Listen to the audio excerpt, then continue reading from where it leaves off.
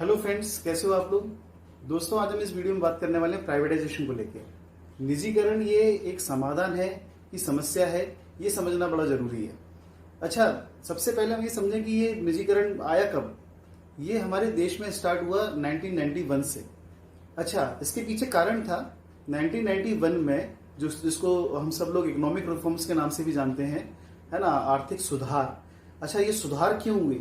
ये सुधार इसलिए क्यों? क्योंकि उससे पहले कुछ गड़बड़ हुई, इसलिए ये सुधार करने की जरूरत महसूस हुई। क्या गड़बड़ हुई है ये हमें मालूम पड़ता है 1990 से 1990 में हमारे पास इतना भी पैसा नहीं बचा था कि हम कुछ 10 दिन का राशन भी हमारे देश के लिए ले सकें या 10 दिन के बिल्स पे कर सकें। इसलिए एक बार बैठ के सोचने की जरूरत पड़ी कि भाई ऐसा क्या कारण है कि भाई आज भी जब देखा जाए तो 47 में आजाद हुए और 1990 में हमें सोना गिरवी रखना पड़ रहा है। भाई ऐसा क्या कारण है कि आज भी हाथ खाली है?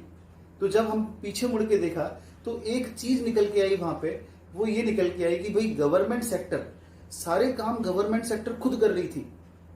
मतलब ये मान के चलिए कि भाई बस भी चलानी है तो गवर्नमेंट सेक्टर चलाएगी, रोड बनानी है तो गवर्नमेंट सेक्टर, टेलीफोन, कुछ भी हो सारी चीजें गवर्नमेंट सेक्टर करती थी। प्राइवेट सेक्टर को बिल्कुल भी आगे बढ़ावा नहीं दिया जाता था। अच्छा, अब गवर्नमेंट सेक्टर कितना काम करती थी ये भी एक चर्चा का विषय है, और ये आप सभी लोग जानते हो कि गवर्नमेंट सेक्टर कितना काम किया और बिना करप्शन के काम किया, ये भी एक बहुत बड़ा मुद्दा है। अच्छा, इसी वजह से 1991 में मनमोहन सिंह और प्रणब मुखर्जी की अध्यक्षता में एक कमेटी बनी और उन लोगों ने डिसीजन लिया कि भाई एक काम करते हैं, प्राइवेटाइजेशन कर देते हैं। अब ये प्राइवेटाइजेशन क्या है, ये निजीकरण का क्या चक्कर है? इसमें क्या बेच दिए सारी चीजें जैसा चल रहा है कि भाई बेच रहे हैं? अच्छा, इसमें ये होता है कि भाई 50% या 51% शेयर हमने किसी प्राइवेट कंपनी को दे दिया। अच्छा, इसमें ये समझने वाली बात है कि भाई रहेगा गवर्नमेंट की भी शेयर, गवर्नमेंट भी अपने पास शेयर रखेगी और गवर्नमेंट प्लानिंग बनाएगी, पॉलिसीज बनाएगी, लेकिन काम किससे करवाएगी? काम प्राइवेट सेक्टर से करवाएगी। क्यों करवाएगी? क्योंकि प्राइवेट सेक्टर का मैनेजमेंट अच्छा होता है, प्राइवेट सेक्टर एफिशिएंटली काम करता है और करप्शन कम होता है। मैं ऐसा बिल्कुल भी नहीं कह रहा हूं कि प्राइवेट सेक्टर में करप्शन नहीं होता।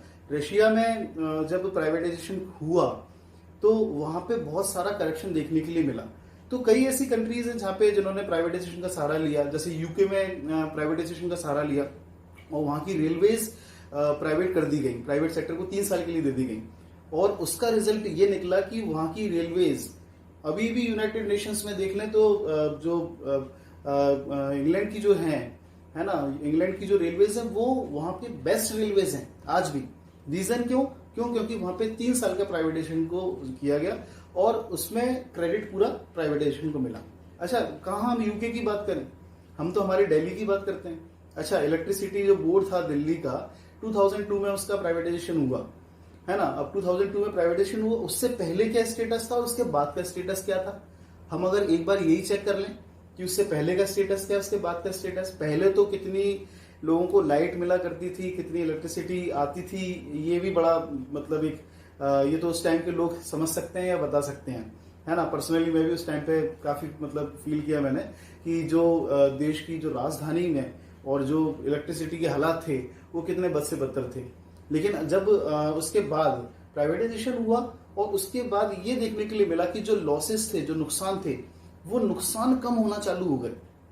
तो कहीं ना कहीं फिर गवर्नमेंट का हौसला बढ़ा, है ना, और उन्होंने बोला कि भाई जब ये चीजें ऐसी हैं तो फिर बाकी चीजों को भी करने की कोशिश करें।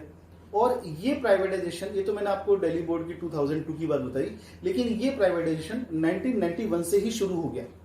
1991 में ही हमने 2,500 करोड़ का टारगेट लिया कि भाई 2,500 करोड़ के उपकरण बेचेंगे, लेकिन 3,000 करोड़ का हमने टारगेट अचीव कर लिया।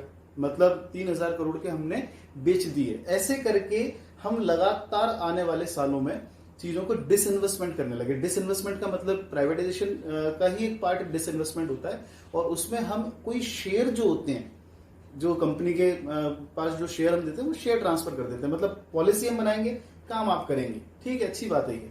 अच्छा, उसके बाद से ये डिसइन्वेस्टमेंट होना हमारे इंडिया में चालू हो गया, है ना। लेकिन यहाँ पे जब हम बात करें कि भाई अचानक से ये इतना क्यों एकदम बात उठी कि भाई ये मतलब सब बेच रहे हैं या ये हो रहा है, ये सब बात उठी, ऐसा क्यों? बीजेपी की पॉलिसी रही है, भारतीय जनता पार्टी की पॉलिसी रही है, चाहे वो अटल बिहारी वाजपेयी जी की गवर्नमेंट रही हो, चाहे वो मोदी जी की गवर्नमेंट रही हो, अगर हम उसका डाटा उठा के देखते हैं तो डाटा में हमेशा ये मिलता है कि बीजेपी ने प्राइवेटाइजेशन के ऊपर ज्यादा फोकस किया है ना। अगर मैं आपको डाटा बताऊं 2017-18 का, अभी 2-3 साल पहले का, तो जो मतलब सेल मतलब हुआ करती थी वो लगभग मान के चलिए 15-20-25 हजार करोड़ के आसपास, वही बढ़ के लगभग 4 टाइम्स 5 टाइम्स जो है वो बेचने की स्पीड बढ़ गई। गवर्नमेंट को रेवेन्यू की काफी ज्यादा जरूरत महसूस हुई, ठीक है। और ये नोटबंदी और जीएसटी के बाद जब गवर्नमेंट को ज्यादा रेवेन्यू की जरूरत महसूस हुई तो वो रेवेन्यू कहां से आया, वो चीजें बेच के आया।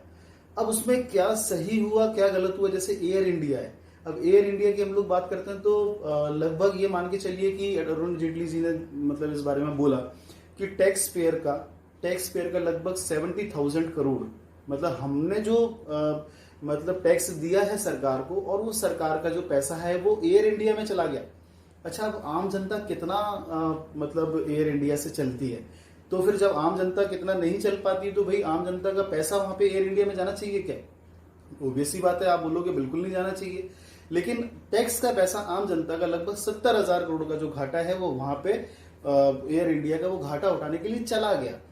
तो इसी कारण से फिर डिसीजन लिया गया कि भाई चलिए एक काम करते हैं, हम इसको बेच देते हैं, निजीकरण कर लेते हैं, या फिर जो भी कोई कंपनी है उसको इन्वॉल्व करके उसको करना चालू करते हैं।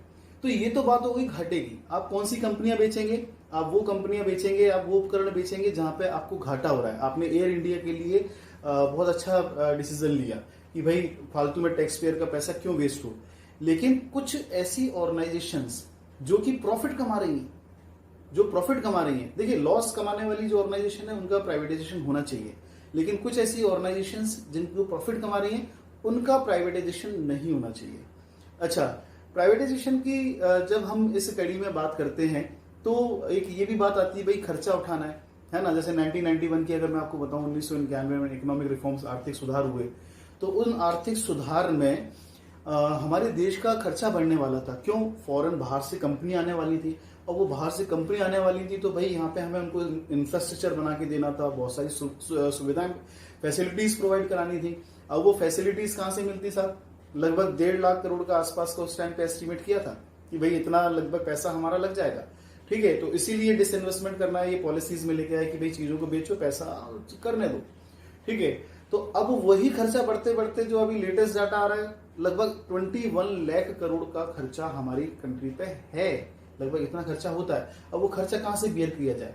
तो जब आय की, इनकम की जब वो इस प्रकार से लगती है कि भाई इनकम शॉर्टेज हो रही है, तो फिर इस जगह यहाँ पे ये एक नीड बन जाती है या फिर इस जगह जरूरत बन जाती है। गवर्नमेंट उसको इस तरीके से यूज करती है कि हम उसका डिसइन्वेस्टमेंट करके वो पैसा कमाएं और वो देश के विकास के लिए लगाएं।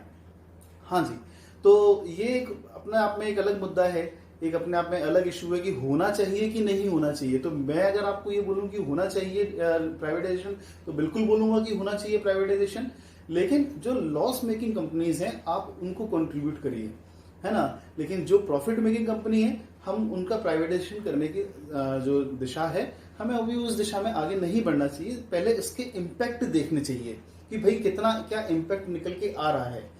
क्यों? क्योंकि ऐसी बहुत सारी कंट्रीज रही हैं जहां पे प्राइवेटाइजेशन सक्सेसफुल नहीं हुआ है ना। जैसे ऑस्ट्रेलिया की हम लोग बात करें, या फिर कोई और, जैसे अमेरिका में काफी हद तक सक्सेसफुल रहा, यूके की बात करते हैं, है ना, तो ठीक रहा, काफी मतलब वो आया। लेकिन रशिया हुआ, प्राइवेटाइजेशन ज्यादा इतना वो नहीं, इफेक्टिव नहीं हो पाया। तो ऐसी बहुत सी कंट्रीज भी रही हैं जहां पे प्राइवेटाइजेशन इफेक्टिव नहीं हो पाया।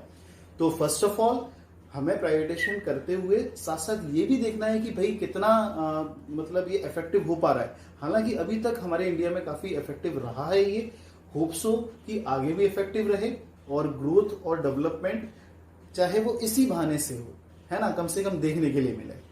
चलिए दोस्तों, अब ये तो मुद्दा बना रहेगा कि भाई कितना क्या होना चाहिए, कैसे होना चाहिए। बहुत सारे एनालिसिस में बहुत सारा डाटा है इसके ऊपर। खैर ये सारी चीजें चलती रहेंगी। आज के लिए इतना ही बहुत है। बहुत बहुत धन्यवाद।